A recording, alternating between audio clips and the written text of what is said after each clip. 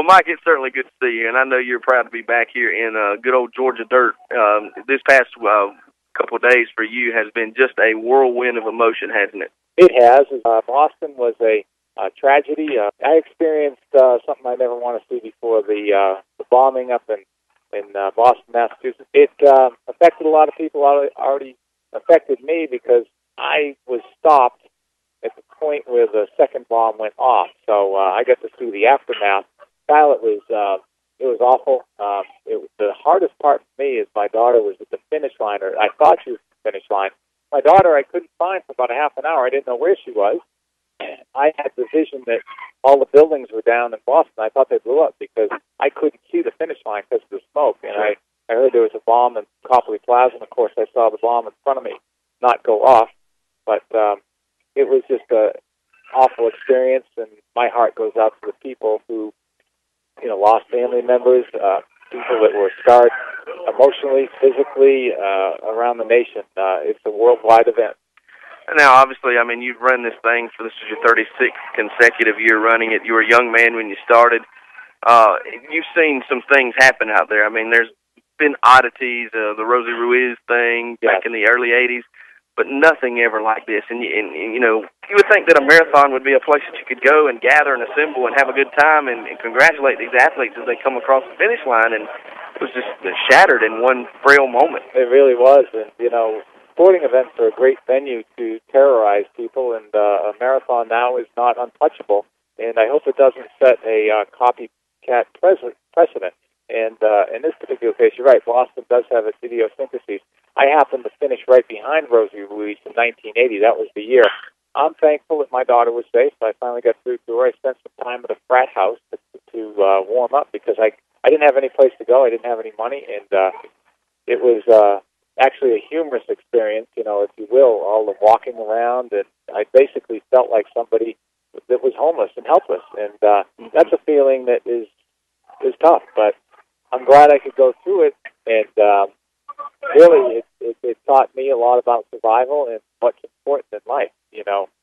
I never thought about finishing once I heard bomb. I didn't even think about it, and I'll tell you, a lot of people did, and I'm not judging them.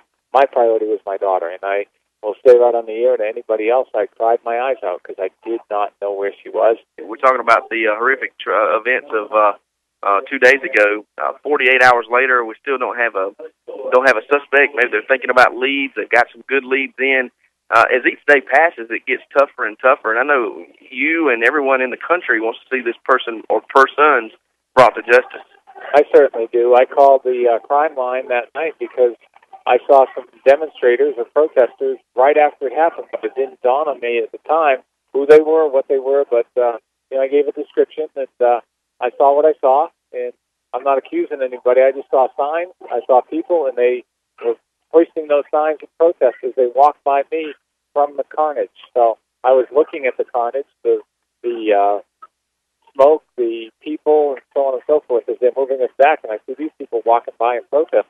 Everybody else was crying, hugging, helping each other out, and what were these people doing? So obviously they were, I don't know what they were, but I did call the crime line. It was a situation at the time, all I could think of, Melanie, my daughter. Sure. I wasn't thinking who they were. And a lot of things are coming back to my mind as the days go. You'd say, oh my gosh, I remember that, or I remember this. And that's not how I want to remember a Boston Marathon. And after recovering from bilateral quadricep ruptures, both knees, and healing up from that, and, God's healing hands and Andy Ellis's healing hands, I'm up there thinking, this is exciting. I want to do this and make it. Right. And to be stopped 4/10 or 3/10 of a mile short of the marathon, a little bit of a disappointment, but not as much as what went on up there. It doesn't even compare to the pain that these people are going through. And many did not have a happy ending in that day's events, but you did. You were able to contact your daughter, and she was okay. That was her first trip up there? Yes, it was. Well, since we used to live up there, right. But since she was about 3 or 4 years old, so she had a great time. We had a great weekend. Tifton County High School was phenomenal to me today. They made posters, signs, they hung up in the hallway. They wanted to know. They needed to heal as much as I did. And when you really think about it, my students in my life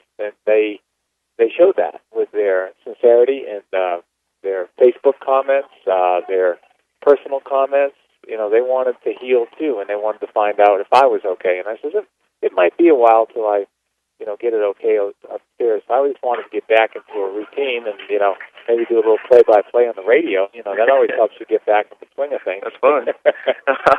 Final question, Mike. 2014, the organizers, the Boston Athletic Association, said they're going to run the race. Will you run the race? Absolutely. If, God be willing, if I'm healthy. My friend, cross-country teammate is Dave McGilvery, who's director of the Boston Marathon, and he's a very smart man. He's going to think this out. He's going to make the right decision because there's going to be a lot of repair for somebody that gets finished, repair for baggage that stayed there. You saw the bags on the news, CNN, and things like that. Our baggage that has our clothes. I left without clothes and all my belongings except for my wallet, my keys. I had to borrow some clothes. He will make good on that. And, if we give in to terrorism, we're giving in, and they win. And I don't want them to win. But, yeah, I would go back in a heartbeat, and I plan on it because that would be number 37 for me. If it isn't, if they say we're never going to do this again, it's over. There's more important things in life, and I certainly learned that this Monday. Well, you're from the New England area. It's always like going home for you, and I know it's a special place to you. Yes, it is. Boston, Massachusetts is, but I'm going to say it again. Tifton, Georgia has been super nice to me. I feel like a second son. They've embraced me. I love it down here, and people treat me nice and my family nice, and I'm very appreciative of that. If there's anybody in the listening audience, I love it here, and it's a great community. Mike, appreciate the time. Thanks so much for joining us. Right, We're glad you're safe. Thank you. And glad you're in Tifton, Georgia. Thank Mike Beeman, you. appreciate it so much.